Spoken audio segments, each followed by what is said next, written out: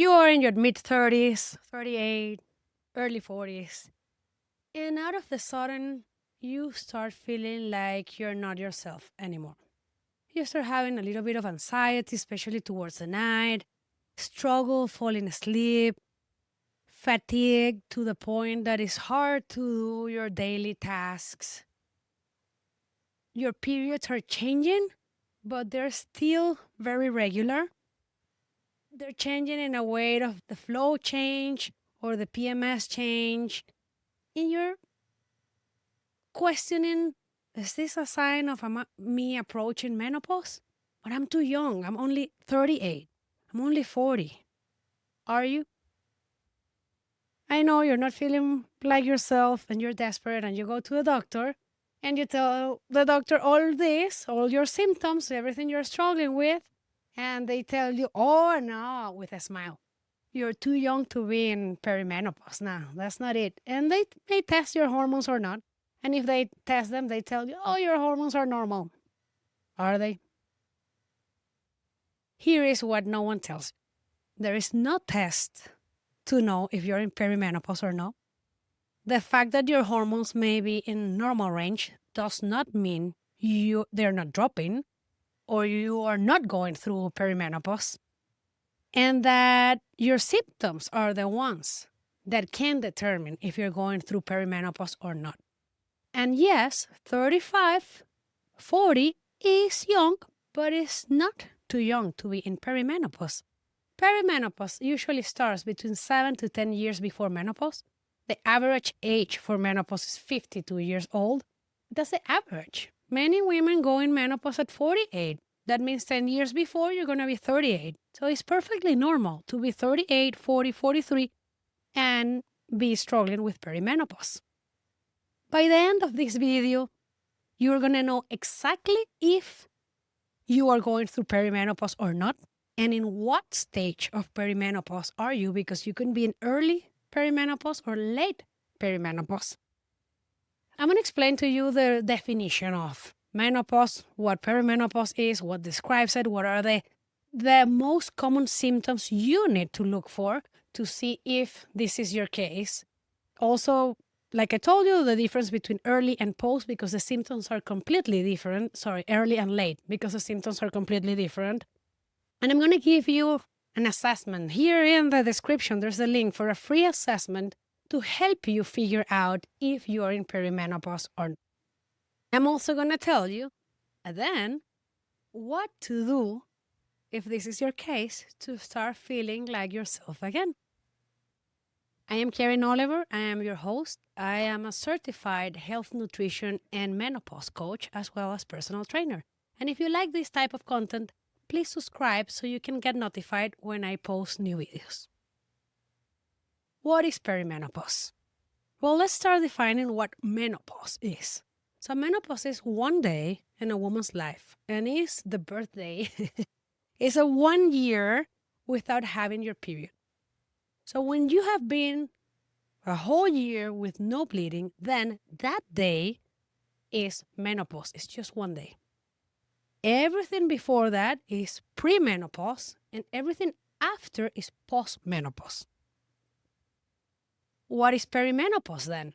Well, perimenopause is the period of time when your hormones start changing and fluctuating and take you to menopause. And that can be 7 to 10 years of hormonal fluctuations.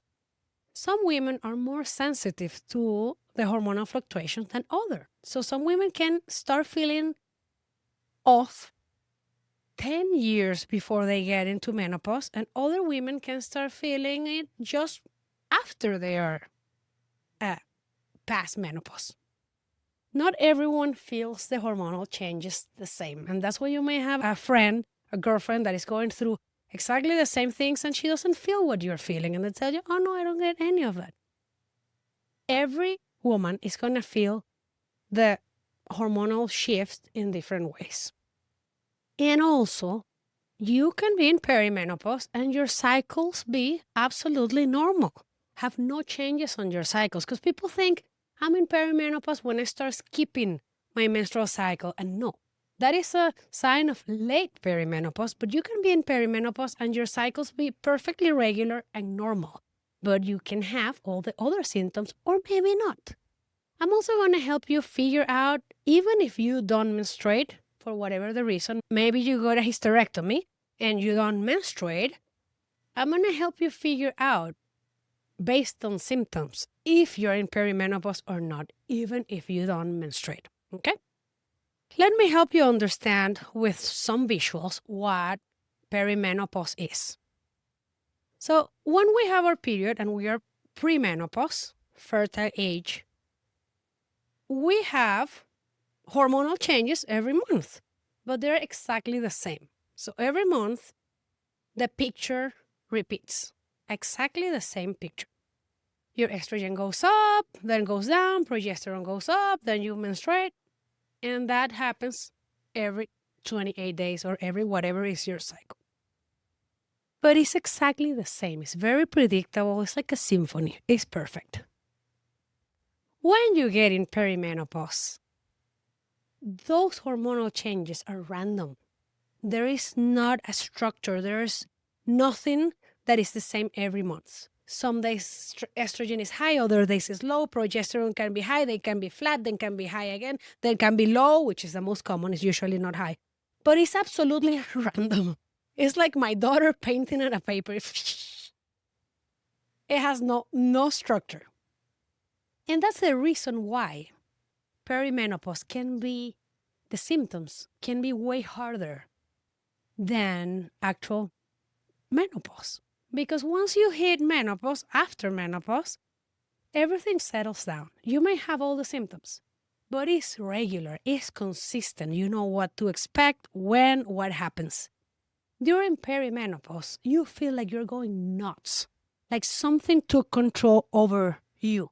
Because some days you're optimistic, full of energy, determined. Other days you're feeling blue, you're apathic, you don't want to do anything, you don't care about anything. Some days you are fatigued, other days you're energetic. It's random. Other days you have anxiety. Some people even have panic attacks. Having a panic attack is one of the most awful things that can happen to you. It feels terrible. And there's no pattern. It is not like, oh, I have panic attack on my day 7 of my cycle and then I feel blue. No. It may be absolutely random. Then you cannot sleep, then you sleep perfect, then you sleep all day long. You feel like you're going nuts. And then you go to a doctor, and of course they tell you, oh no, your hormones are normal. We ran a test, and everything is in normal levels, and you're too young to be in perimenopause. Well, let me tell you, you need to change your doctor. Also, let me say something that is very sad.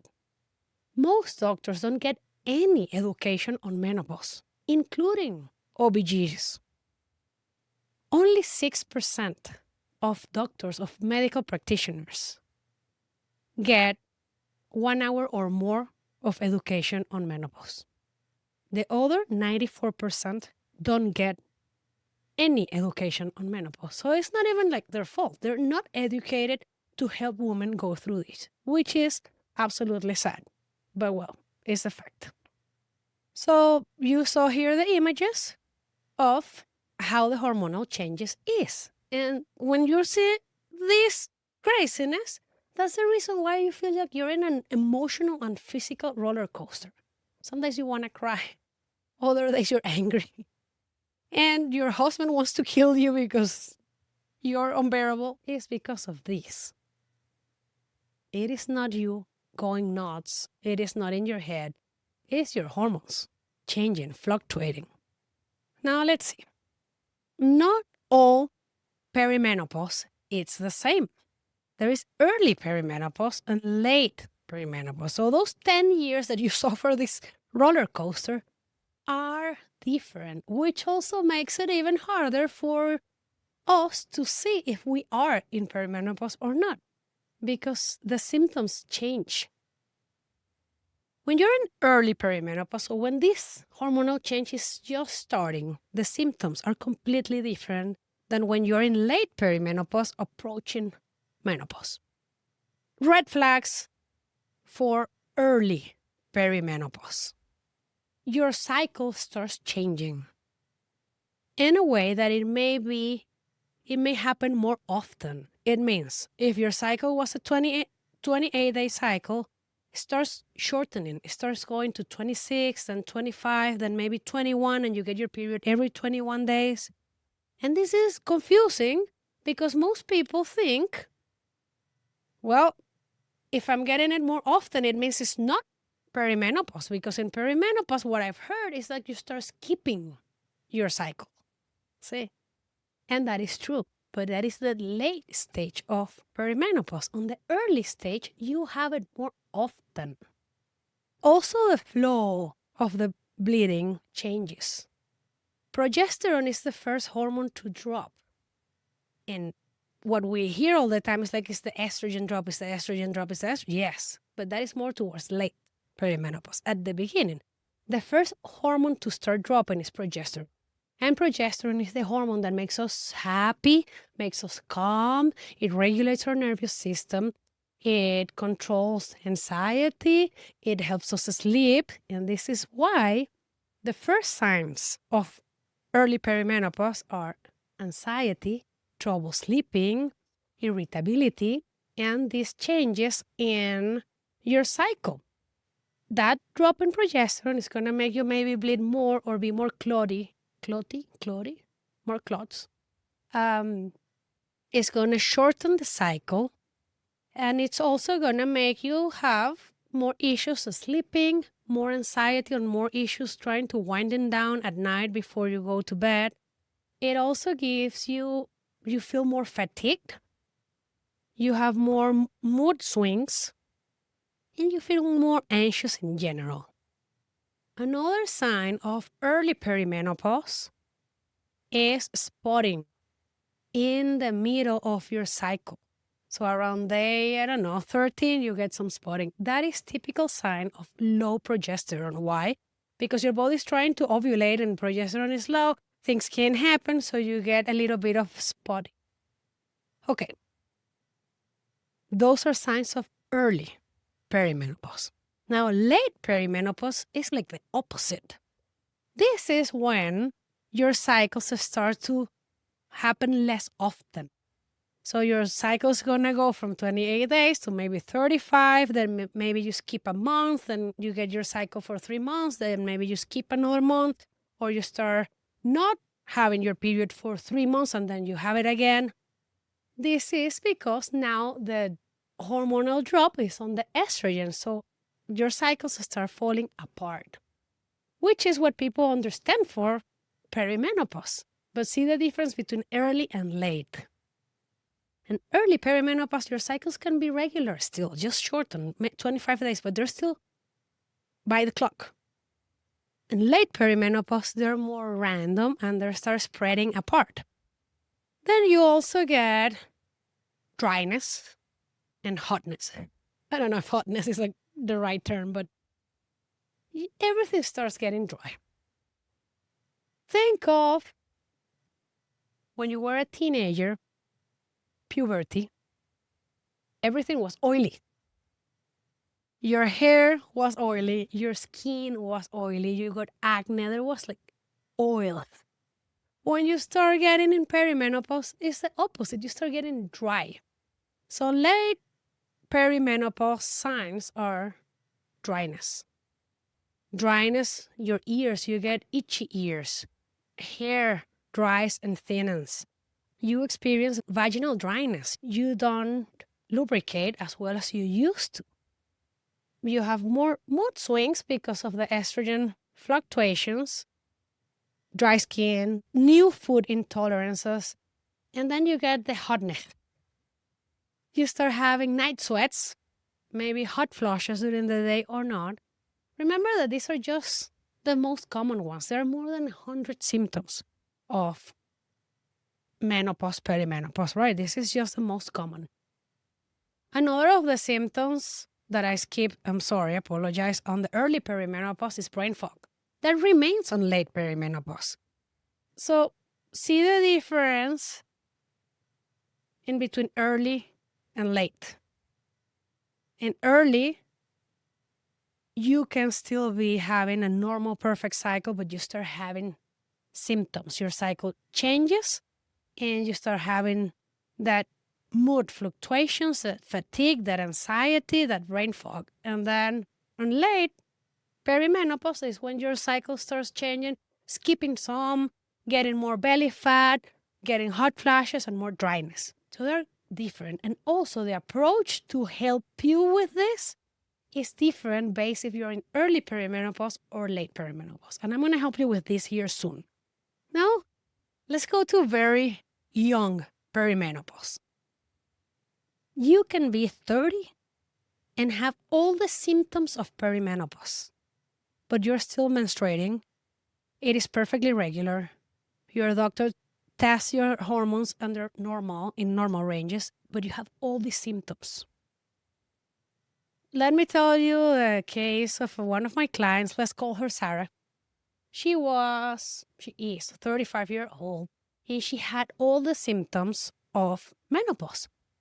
She would say, Karen, like every time you talk about menopause, I feel like I have menopause.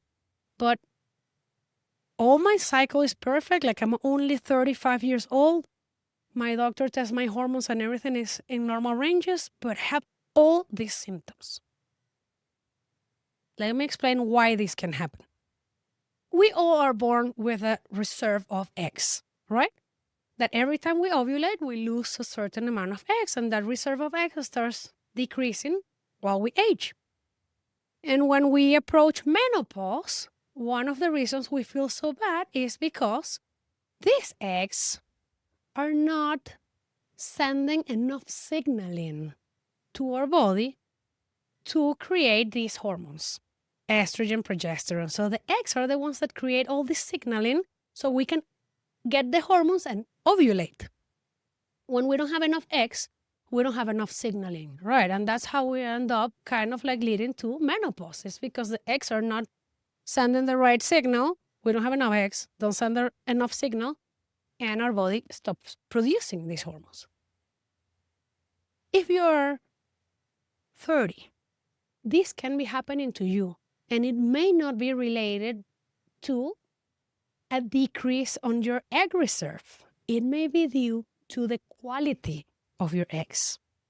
So if you're having issues with the quality of the eggs, which there can be many reasons for this, internal toxicity, something like heavy metals, mold, there can be reasons why your eggs quality is not good enough. If the quality of those eggs is not good enough, they cannot produce that signal. They can't send enough of the signal for you to get the hormones. So you're going to get all the same symptoms of that woman in almost menopause that doesn't have enough eggs to produce those signals. See? Everything else looks normal. Your egg reserve is normal. Your cycle is normal. Your hormone levels are inside normal parameters, but they're not producing enough of the signal. So you get all the symptoms. And this is a reason why here often my clients tell me like my FSH, follicle stimulating hormone, is high. This is great news. It's not. Sorry. I didn't mean to pop your balloon, but it's not good news if your FSH is extremely high. And the reason why is because it's kind of like an FSH resistance, like you see with insulin resistance, that your body get the signal of insulin and sends more and sends more and sends more because the receptors are not getting it. Same thing happens with your follicle stimulating hormone. So if those eggs are not sending enough signal, your body sends more FSH so you can ovulate.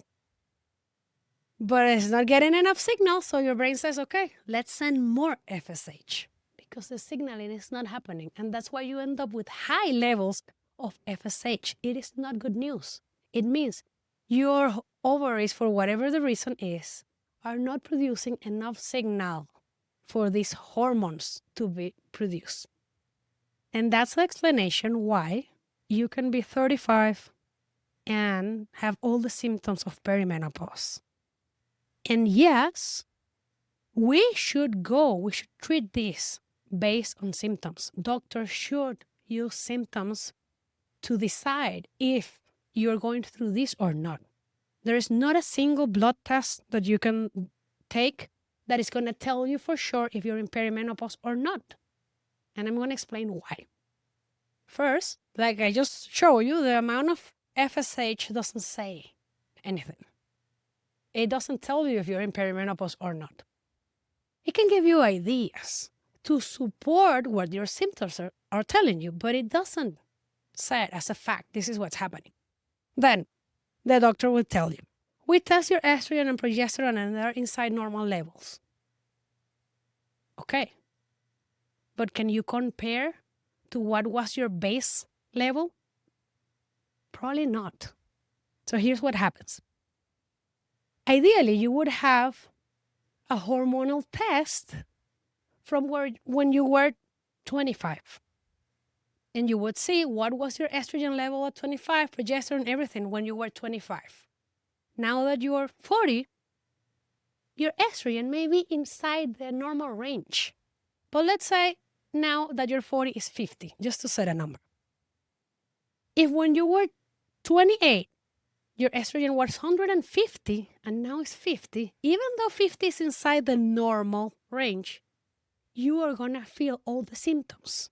Because what creates the symptoms is the drop, is the shift, is the change on that hormone. So you need a baseline. This is why doctors cannot tell you what's happening.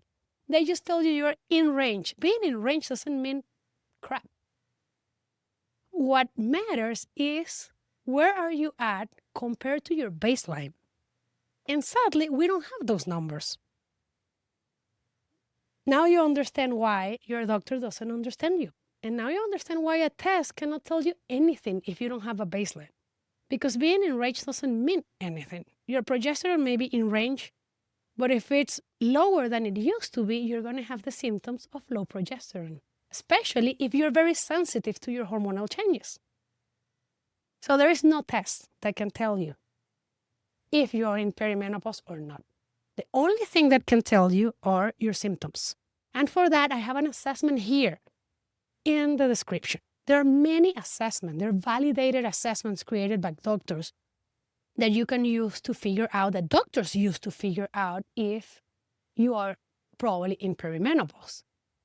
I have a bigger assessment that I do with my one-on-one clients, but here's a short one that you have for free. It's going to take you like 3 minutes to complete, and it's going to tell you if you are probably in perimenopause or not. No matter if your cycles are regular, no matter if you're 30, if you're 45, or maybe even cycle. Because of, like I tell you, you may have surgery, whatever the reason is. If you have the symptoms, you are in perimenopause. Now what you need to figure out, and I hope I help you do this, is if you are in early stages or late stages, because the approach is different. One of the best ways to confirm if you're in perimenopause is hormone replacement therapy. If you have a good doctor, you can go in low doses of hormone replacement therapy, and if your symptoms stop, then you know for sure you were in perimenopause. If your symptoms are still there, then maybe it's not that, maybe there's other stuff that you need to look at, right? And it doesn't have to be necessarily hormone replacement therapy. I cannot prescribe, I'm not a doctor, I don't prescribe hormone replacement therapy, but we can do work with natural supplements, especially when you're in the early stages of perimenopause. There are many natural supplements that you can take to help your body, help your system produce the hormones that are dropping and go back to feeling great. It is not that hard. That's why it's so frustrating when your doctor disregards what you're telling them because just the numbers are normal. It doesn't mean anything, and it's very easy to solve. What I do with most of my clients that are usually in the early stages of perimenopause, they're still menstruating. So we set a battery of supplements around their hormonal cycle. And what we do is we set some supplements on the first half of the cycle and different supplements in the second half of the cycle. And with this protocol, they go back to feeling like themselves in a matter. Some feel great in a week. Others take 4 to 6 weeks. but it's an easy fix. Also, if you go to your doctor and you ask for hormone replacement therapy, and they tell you this is what we have, this patch and this pill and this is it, run away. Because there are so many different tools as hormone replacement therapy. Gels, rings, sprays, pills. And not every woman responds the same to all of this. So you need to start trying until you find the ones that work for you. The approach of hormone replacement therapy, same as supplements, is going to be different depending if you are in the early stages of perimenopause or on the late stages. If you're on the early stages of perimenopause, the approach usually is to start with progesterone because that's the hormone that, as I told you, that drops first.